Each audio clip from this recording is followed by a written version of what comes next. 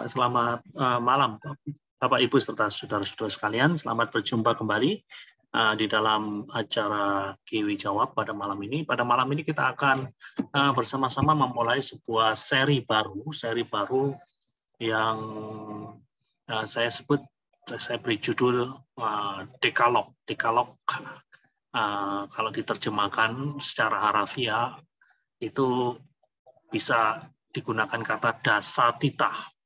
Dasa artinya 10, tita artinya perintah. Jadi dekalog di dalam percakapan sehari-hari, di dalam kehidupan kita bermasyarakat maupun bergereja, dekalog adalah identik atau sinonim atau padanan kata dari apa yang kita kenal dengan 10 perintah Allah. Nah, kalau kita perhatikan dasatita atau dekalog itu terdapat di dalam Keluaran 20 ayat 1 sampai 17. Mari kita akan melihat bagian tersebut supaya kita dapat memahaminya dengan lebih baik. Keluaran 20 ayat 1 sampai 17. Di sana dikatakan, lalu Allah mengucapkan segala firman ini. Akulah Tuhan Allahmu yang membawa engkau keluar dari tanah Mesir, dari tempat perbudakan. Jangan ada padamu Allah lain di hadapanku. Jangan membuat bagimu patung yang menyerupai apapun yang ada di langit di atas, atau yang ada di bumi di bawah, atau yang ada di dalam air di bawah bumi. Jangan sujud menyembah kepadanya atau beribadah kepadanya. Sebab aku, Tuhan Allahmu, adalah Allah yang cemburu, yang membalaskan kesalahan bapa kepada anak-anaknya, kepada keturunan yang ketiga dan keempat dari orang-orang yang membenci aku. Tetapi aku menunjukkan kasih setia kepada beribu-ribu orang, yaitu mereka yang mengasihi aku dan yang berpegang pada perintah-perintahku. Jangan menyebut nama Tuhan Allahmu dengan sembarangan, sebab Tuhan akan memandang bersalah orang yang menyebut namanya dengan sembarangan. Ingatlah dan kuduskanlah hari Sabat. 6 hari lamanya engkau akan bekerja dan melakukan segala pekerjaanmu. Tetapi hari ke-7 adalah hari Sabat Tuhan Allahmu. Maka jangan melakukan suatu pekerjaan. Engkau atau anakmu laki-laki, atau anakmu perempuan, atau hambamu laki-laki, atau hambamu perempuan, atau hewanmu, atau orang asing yang di tempat kediamanmu. Sebab 6 hari lamanya Tuhan menjadikan langit dan bumi, laut dan segala isinya, dan ia berhenti pada hari yang ke-7. Itulah sebabnya Tuhan memberkati hari Sabat dan menguduskannya. Hormatilah ayahmu dan ibumu, supaya lanjut umurmu di tanah yang diberikan Tuhan Allahmu kepadamu. Jangan membunuh, jangan berzinah, jangan mencuri, jangan mengucapkan saksi dusta tentang sesamamu, jangan mengingini rumah sesamamu, jangan mengingini istrinya, atau hambanya laki-laki, atau hambanya perempuan, atau lembunya, atau keledainya, atau apapun yang dipunyai sesamamu. Nah, saudara-saudara sekalian, kita telah membaca bagian yang sangat-sangat penting di dalam Perjanjian Lama. Bagian yang saya sebut sebagai kristalisasi atau rangkuman yang padat dan berisi dari seluruh hukum yang telah diberikan Tuhan kepada orang-orang yang ada di dalam Perjanjian Lama.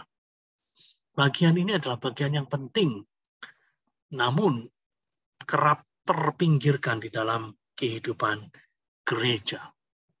Di gereja-gereja tradisional saja, yang dulu biasanya banyak membahas mengenai dasatita, hari-hari ini pun pembahasan mengenai dasatita atau 10 perintah Allah sudah jarang terdengar. Apalagi di gereja-gereja kontemporer. Saya kurang tahu apakah di Grogol, di gereja kita, di gereja Elroy, di dalam kurun waktu sekian tahun semenjak berdiri, pernah ada pembahasan yang komprehensif, pernah ada pembahasan yang lengkap, menyeluruh mengenai 10 perintah Allah ini. Saya kurang tahu secara persis.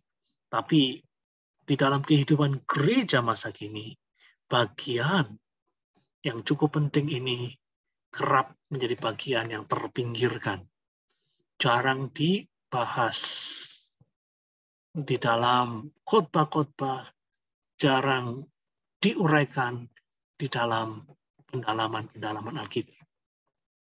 Bukan berarti bahwa dasatita ini tidak dihargai. Dasatita ini masih dihargai. Namun demikian, itu tidak diterapkan, tidak dihayati sepenuhnya di dalam kehidupan. Dasatita itu ibarat katakanlah sebuah guci antik dari dinasti Ming atau dinasti Sung yang begitu berharga, namun tidak ada relevansinya di dalam kehidupan kita dewasa ini. Kalaupun ada, mungkin kecil relevansinya di dalam kehidupan orang-orang Kristen di masa kini.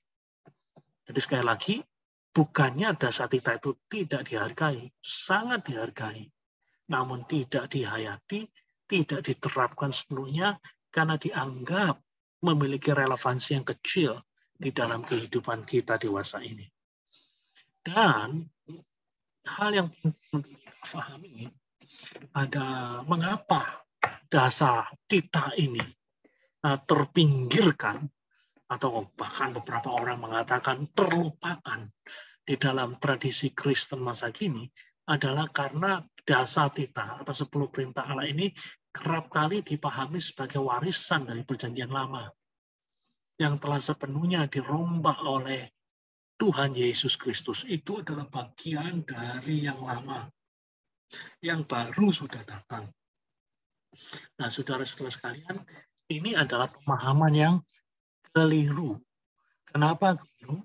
Kita harus memahami bahwa Kristen nanti datang ke dunia ini tanpa akar dan fondasi. Yesus Kristus tidak datang di tengah-tengah masyarakat yang tidak punya hukum moral. Yesus Kristus datang di tengah-tengah masyarakat Yahudi yang sudah memiliki Taurat, di mana dasatita atau 10 perintah Allah menjadi sesuatu yang mengkristalisasikan atau meringkaskan seluruh ajaran Taurat dalam bentuk yang padat dan berisik. Nah, saudara-saudara sekalian, kita perlu tahu bahwa hukum kasih yang dijabarkan oleh Tuhan Yesus di dalam ajaran-ajarannya itu diperkenalkan kepada umat. Umat yang mana? Ya tentu saja umat Allah. Orang-orang Ibrani, orang-orang Yahudi yang sudah mengenal dengan baik mengenai moralitas. Mereka sudah tahu apa yang bermoral dan apa yang tidak bermoral, karena mereka punya Taurat, karena mereka punya dasatita. Tapi yang perlu difahami di sini, hukum kasih yang dijabarkan oleh Tuhan Yesus di dalam ajaran-ajarannya, yang diwujudkan di dalam hidupnya, bukanlah lawan dari dasatita. Bukanlah lawan dari 10 perintah Allah. Justru tanpa adanya pengenalan pada dasatita, tanpa adanya pengenalan yang baik terhadap 10 perintah Allah, orang-orang percaya tidak akan pernah memahami hukum kasih dengan sempurna. Karena dasar dan akar dari hukum kasih adalah dasatita itu sendiri. Dasar, sekali lagi, dasar dan akar dari hukum kasih itu adalah dasatita itu sendiri. Nah, kan Yesus sendiri di dalam tegas berkata bahwa ia datang bukan untuk meniadakan, untuk membatalkan hukum Taurat, termasuk di dalamnya adalah dasatita. Dia datang untuk menggenapi hukum Taurat. Dia datang bukan untuk mencoret hukum Taurat, dia datang untuk menggenapi hukum Taurat. Jadi kita perlu tahu di sini, yang dikoreksi oleh Yesus ketika dia melayani di tengah-tengah orang Yahudi 2000 tahun yang lalu, bukanlah hukum Taurat itu sendiri. Yang hendak dikoreksi oleh Yesus adalah eksposisi, penggalian yang tidak benar mengenai hukum Taurat itu sendiri. Jadi apa yang dilakukan oleh Yesus, sekali lagi, bukan mengoreksi hukum Taurat itu sendiri, melainkan eksposisi, penggalian yang tidak benar mengenai hukum Taurat itu sendiri. Mungkin saya bisa menggunakan ilustrasi. Ya, Alkitab yang dijadikan bahan eksposisi oleh pengkhotbah masa kini, itu adalah sesuatu yang benar, 100% benar, tidak mungkin salah, tidak mungkin keliru. Tetapi seorang hamba Tuhan yang menggali Alkitab itu sendiri bisa saja keliru di dalam menjabarkan, keliru di dalam melakukan eksposisi atau penggalian. Dan ketika saya mengoreksi orang tersebut, yang saya koreksi bukanlah Alkitabnya. Yang saya koreksi bukanlah ayat-ayat yang dia pakai.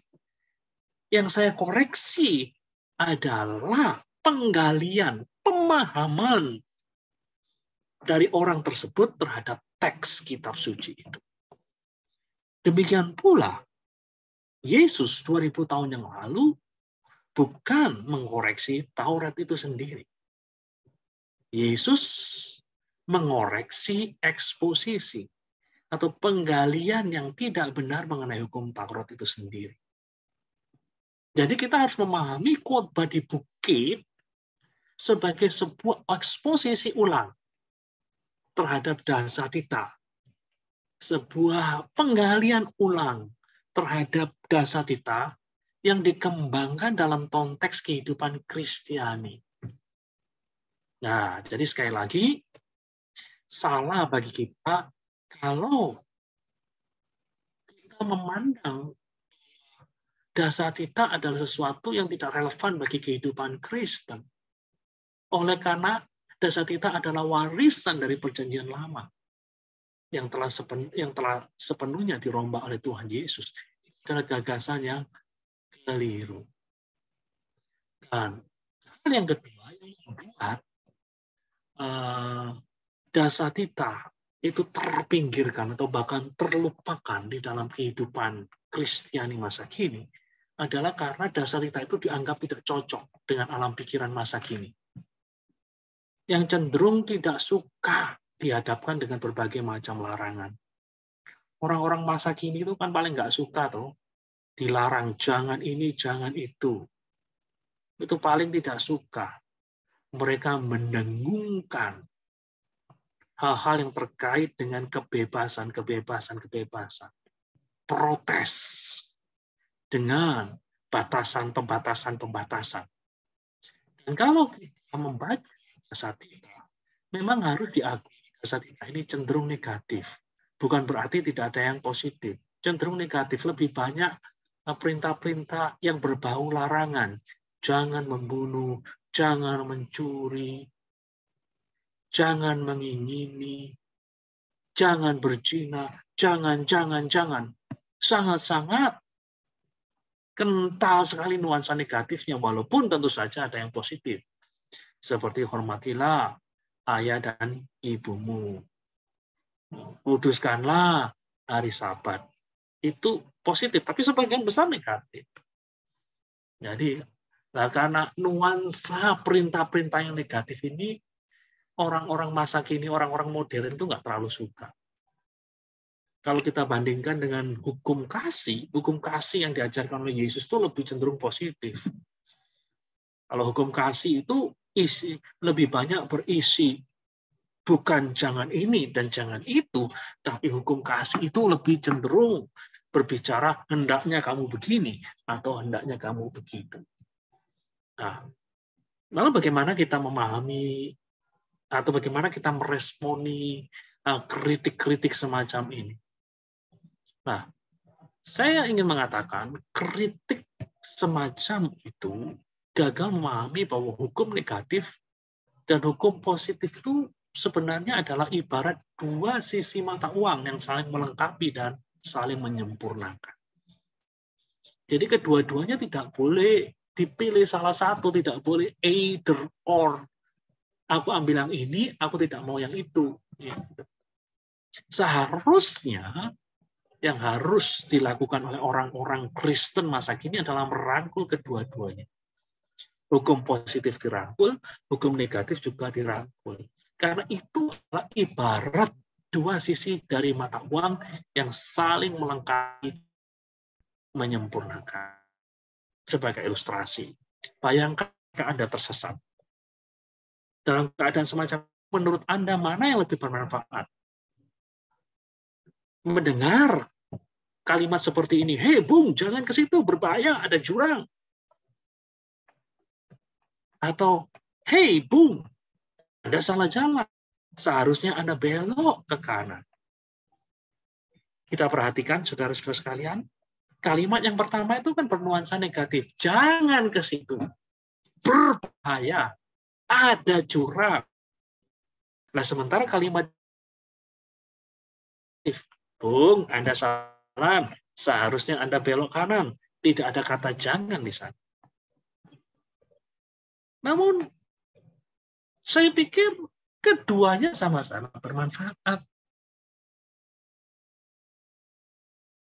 Untungkan, keduanya sama-sama menjaga seseorang dari potensi mengalami kecelakaan. Demikian pula, kalau kita berbicara mengenai dasatita dan hukum kasih. Nah, keduanya dipertentangkan. Keduanya harus dipahami sebagai sesuatu yang saling melengkapi. Dasatita memberi peringatan bahwa manusia itu telah salah. Sedangkan hukum kasih itu memberi petunjuk kemana sihnya orang harus memutar haluan. Nah, Anda lihat, keduanya tidak boleh dipertentangkan. Keduanya adalah dua aspek yang kita butuhkan di dalam kehidupan kita. Di dalam bermasyarakat, di dalam menjalin relasi dengan Allah, dalam menjalin relasi dengan manusia. Kita membutuhkan baik hukum yang positif maupun hukum yang negatif.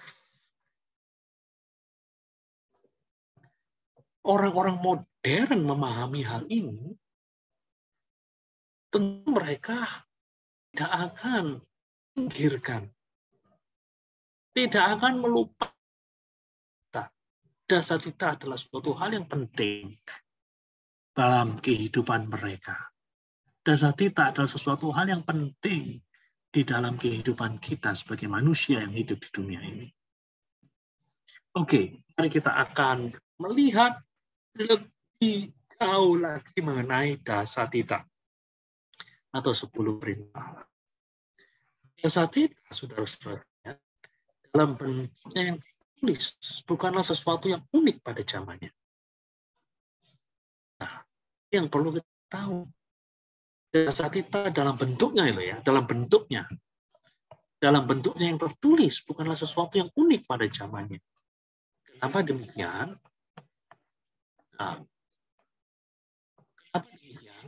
Karena sebelum ada dasatita, sebenarnya dalam budaya Timur Dekat kuno sudah ada hukum tertulis. Hukum tertulis yang dikenal dengan nama Kode Hammurabi. Nah, jadi Kode Hammurabi. Kode Hammurabi ini adalah sebuah aturan yang ditulis oleh Hammurabi. Hammurabi itu adalah raja ke-6 dari kerajaan Babilonia lama.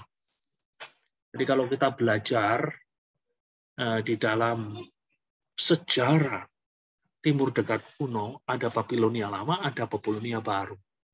Babilonia baru itu Babilonia yang diperintah oleh raja-raja semacam Nebukadnezar, yang meruntuhkan katakanlah Bait Allah, yang pada tahun 587 sebelum Masehi.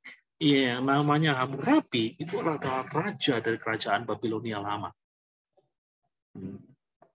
yang ada kurang lebih 2 milenium sebelum Kristus. Jadi Hammurabi Kode itu berisi 282 ketentuan hukum. yang mengatur berbagai macam hal. Nah, yang ada di hadapan Anda, yang bisa saudara lihat, itu adalah sebuah lempengan. Sebuah lempengan di mana di dalam lempengan tersebut dituliskan apa yang disebut dengan nama Hammurabi Code, kode Hammurabi, yang berisi 282 ketentuan yang ditulis di dalam tulisan kuno, tulisan paku istilahnya itu, karena bentuknya mirip paku. Nah, jadi tulisan ini ditemukan oleh seorang arkeolog Prancis yang bernama Jacques de Morgan. Pada tahun 1901, dia melakukan penggalian di sebuah kota kuno yang bernama Susa, yang menjadi wilayah dari negara Iran. Ini ya Jacques de Morgan. Dia menemukan sebuah lempengan semacam ini. Di atas itu ada, kalau sudah lihat itu ada profil seperti manusia, ada dua manusia. Yang satu adalah Hammurabi, yang satu adalah dewa sesembahan orang Babilonia lama yang disembah oleh mereka. Di bawahnya itu adalah tulisan-tulisan yang berisikan 282 kode atau 282 aturan yang mengatur segala macam hal. Beberapa di antaranya mirip dengan apa yang kita baca di dalam kitab Imamat. Jadi kalau kita perhatikan di dalam bentuknya, Dasatita itu bukan sesuatu yang unik. Karena sebelum Dasatita itu telah ada yang namanya Kode Hammurabi. Nah, itu yang pertama. Yang kedua, kalau kita melihat di dalam Dasatita itu sendiri ada dua pembagian besar. Jadi dibagi menjadi dua divisi. Nah, divisi yang pertama adalah divisi atau pembagian yang menggambarkan bagaimana seharusnya relasi di antara manusia dan Yahweh. Relasi di antara manusia dan Allah. Itu terdapat di dalam perintah pertama sampai perintah yang keempat. Sedangkan divisi atau pembagian yang kedua adalah pembagian yang menggambarkan relasi di antara manusia dengan sesamanya. Jadi kalau kita perhatikan, kita melihat bagiannya seperti ini. Kasih kepada Allah atau relasi di antara Allah dan manusia itu diatur seperti ini. Jangan ada Allah lain. Jangan buat patung. Jangan sembah patung. Jangan menyebut Tuhan dengan sia-sia. Ingat dan kuduskanlah hari Sabat. Itu berbicara relasi di antara manusia dan Allah. Nah, sementara bagian yang kedua itu bicara mengenai relasi di antara manusia dan sesamanya. Nah, kita bisa melihat di perintah yang kelima sampai perintah yang 10. Hormatilah ayah dan ibumu, jangan membunuh, jangan berzina, jangan mencuri, jangan mengucapkan saksi dusta, jangan mengingini ini, itu, dan seterusnya. Nah, inilah dua divisi atau dua pembagian di dalam 10 perintah Allah atau Dasatita. Dan kalau kita perhatikan, jadi sebenarnya ya, Dasatita ini menggambarkan tuntutan yang harus dipenuhi oleh semua umat manusia, khususnya umat Allah. Nah, tuntutan itu apa? Adanya penghormatan dan pemujaan kepada Tuhan, itu divisi yang pertama, dan adanya penghormatan kepada sesama manusia, itu divisi yang kedua, perintah yang kelima sampai dengan perintah yang 10. Dan kita perlu tahu, penghormatan kepada Tuhan dan penghormatan kepada manusia ini tidak bisa dipisah-pisahkan. Itu adalah sesuatu yang related, sesuatu yang terkait satu sama lain. Seorang penafsir kitab suci yang namanya William Barclay mengatakan seperti ini. Tanpa pandangan manusiawi, agama bisa menjadi mistisisme yang jauh dan terpisah. Di mana seseorang hanya memikirkan jiwanya sendiri dan visinya sendiri tentang Tuhan. Dan tidak lebih daripada itu. Nah itu.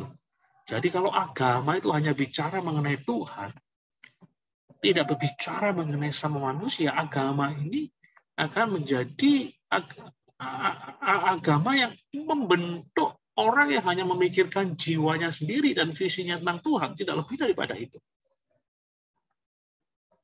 Dan sebaliknya, tanpa pandangan ketuhanan, suatu masyarakat dapat menjadi tempat di mana, seperti dalam negara totaliter, manusia dipandang sebagai benda dan bukan sebagai pribadi.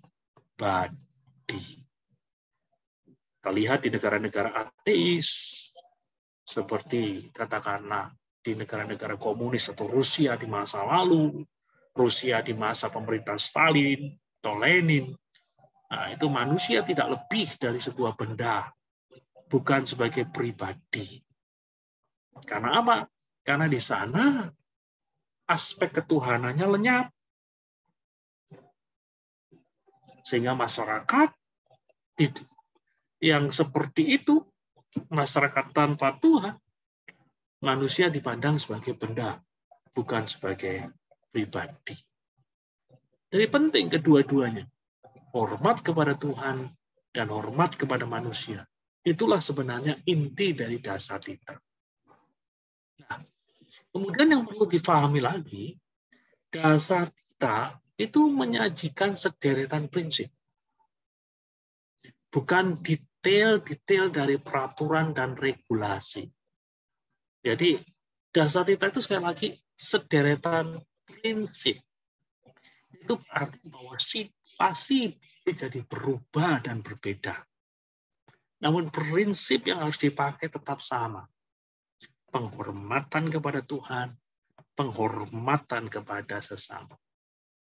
Situasi yang dihadapi oleh orang-orang Israel pada zaman Musa berbeda dengan situasi yang dihadapi oleh orang-orang Israel pada zaman Yesus. Berbeda dengan situasi yang kita hadapi pada hari ini. Nah, namun prinsip yang dipakai untuk hidup di situasi yang berbeda-beda, di situasi yang berubah-ubah, itu harus sama. Sebagaimana digariskan di dalam Dasatita, yaitu adanya penghormatan kepada Tuhan, adanya penghormatan kepada sesama. Itu berarti bahwa zaman boleh berubah. Budaya boleh jadi berubah. Tren-tren boleh jadi berubah-ubah. Tetapi kita harus tahu bahwa Dasatita tidak akan pernah jadi usang kalau betul-betul dipelajari, kalau betul-betul dihayati. Karena Dasatita berisikan prinsip. Prinsip yang tidak lekang oleh waktu, prinsip yang tidak akan luntur oleh karena perubahan zaman. Jadi ini hal yang penting yang harus kita pahami. Jadi sekali lagi, pahamilah Dasatita sebagai detail-detail dari peraturan dan regulasi, tapi sederetan prinsip kehidupan. Oke? Dan yang berikutnya, kita akan melihat jati diri dari sang pemberi Dasatita. Jadi sebelum kita membahas lebih jauh lagi mengenai perintah pertama, perintah kedua, perintah ketiga, dan seterusnya, kita perlu melihat sebelum perintah itu diberikan, dalam Keluaran 21 dan 2, Allah memulai dengan kalimat semacam ini. Lalu Allah mengucapkan segala firman ini. Akulah Tuhan Allahmu yang membawa engkau keluar dari tanah Mesir, dari tempat perbudakan. Jadi sebelum hukum-hukum diberikan, sebelum Dasatita diberikan, Tuhan mengungkap jati diri. Akulah Tuhan Allahmu yang membawa engkau keluar dari tanah Mesir, dari tempat perbudakan. Apa yang bisa kita lihat di sini? Dari kata akulah Tuhan Allahmu, kita belajar satu hal yang cukup penting di sini. Allah yang dilukiskan di dalam Keluaran 20 adalah Allah yang menjalin relasi I, thou di dalam bahasa Inggris. I dalam bahasa Inggris artinya saya, thou di dalam bahasa Inggris kuno itu setara atau sama dengan you atau engkau. Jadi kalau kita lihat di sini Allah yang dilukiskan di dalam Keluaran 20 adalah Allah yang menjalin relasi aku dan engkau. Jadi sekali lagi, jalinan relasi di antara Allah dan umatnya bukanlah I dan it, melainkan I, thou. I dan it adalah jalinan relasi di antara pribadi dan non-pribadi. Nah, contohnya, relasi saya dengan laptop yang ada di depan saya adalah relasi I, it. Saya adalah pribadi, laptop saya adalah bukan pribadi. Relasi di antara diri Anda dan katakanlah HP yang ada di hadapan Anda untuk menyaksikan Zoom ini adalah relasi di antara pribadi dan bukan pribadi. I, it. Bukan I, thou. Relasi di antara saya dan istri saya adalah relasi I, thou. Relasi pribadi dan pribadi. Relasi di antara Allah dan umatnya adalah relasi pribadi dan pribadi, bukan relasi pribadi dan non-pribadi. Bahkan kalau saudara-saudara sekalian membaca Perjanjian Lama dengan teliti, ada gambaran-gambaran figuratif, ada gambaran-gambaran kiasan yang menggambarkan bagaimana hubungan di antara Allah dan umatnya. Kerap kali hubungan di antara Allah dan Israel itu digambarkan sebagai hubungan suami dan istri. Bukan hubungan katakanlah di antara petani dengan cangkul. Bukan di antara katakanlah peladang dengan sabit. Bukan. Hubungan di antara Allah dan umatnya. Hubungan di antara Allah dan manusia. Hubungan Allah dengan umat tebusan adalah hubungan antara pribadi dan pribadi. Dan kalau kita berbicara mengenai relasi antar pribadi ini, saudara-saudara perlu sadar bahwa dalam relasi antar pribadi ada 5 elemen yang memasuki kedua belah pihak. 5 elemen tersebut adalah ada elemen menerima, ada elemen meminta, ada elemen berjanji, ada elemen menyenangkan, ada elemen memaafkan. Nah, kalau kita lihat di dalam Perjanjian Lama dan Perjanjian Baru, dan kalau kita melihat dalam kehidupan kita hari ini, katakanlah sebagai orang-orang yang mewarisi Perjanjian Lama dan Perjanjian Baru, kita melihat hubungan tersebut. Kita melihat 5 elemen dalam hubungan antara kita dengan Allah itu muncul. Dari sisi Allah, Allah menerima kita melalui penebusan Kristus. Allah meminta kita untuk melayani. Allah berjanji untuk melindungi dan mencukupi kita.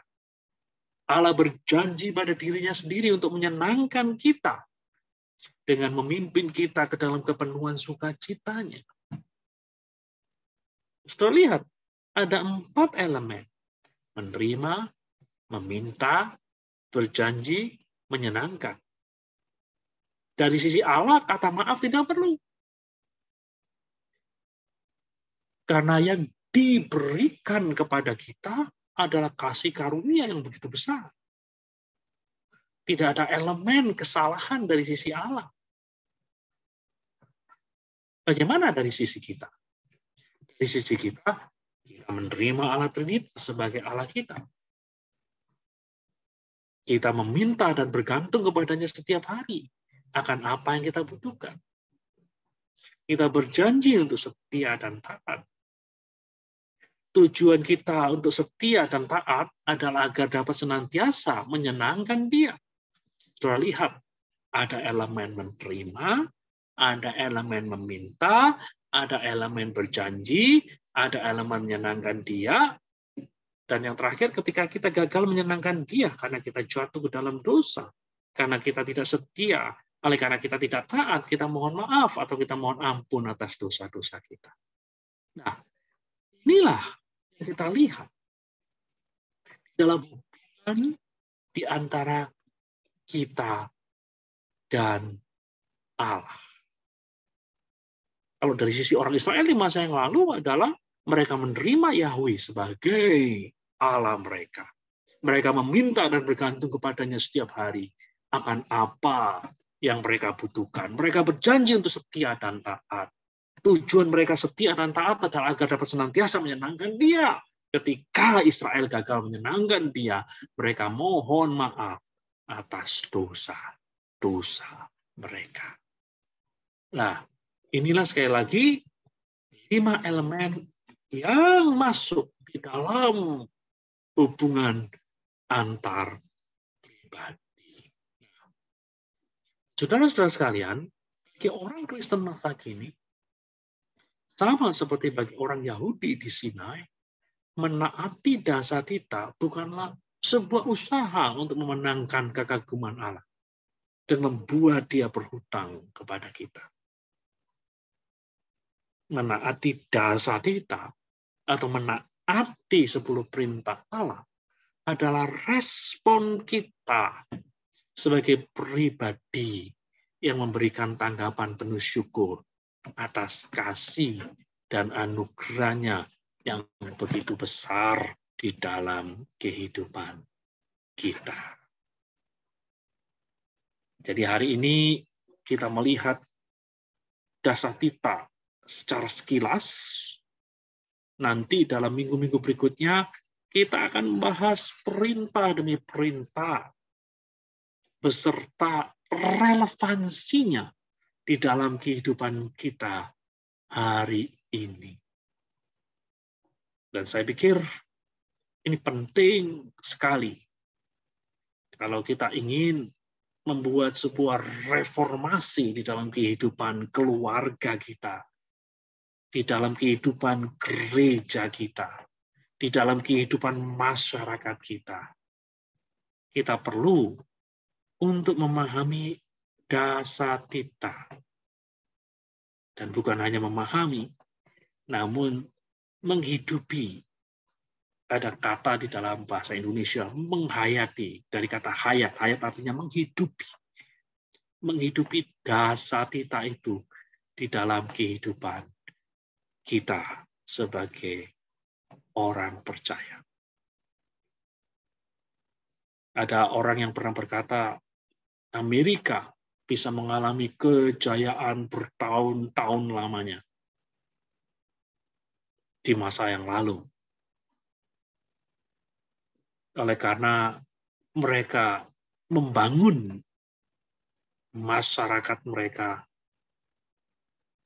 di atas dasar tita atau 10 perintah Allah. Hanya sayang, hari-hari ini mereka sepertinya mengabaikan pentingnya dasatita sehingga terjadi kemerosotan di sana-sini.